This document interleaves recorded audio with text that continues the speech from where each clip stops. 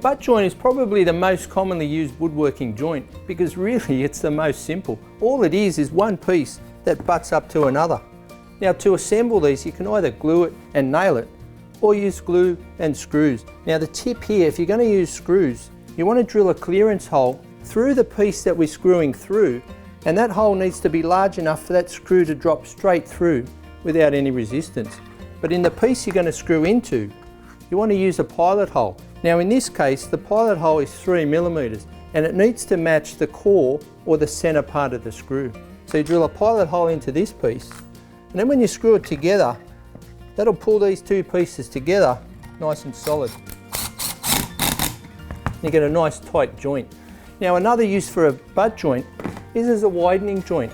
And when you use a widening joint, basically you're joining two boards together to make one wider board. But the tip you need to consider here is pay attention to the direction of the growth rings here on the end. This board is running that way, and on this board they're running this way. So when I glue them together, I want to make sure that the grain is in alternate directions. And if I was going to add another board, then that would be opposite to this one.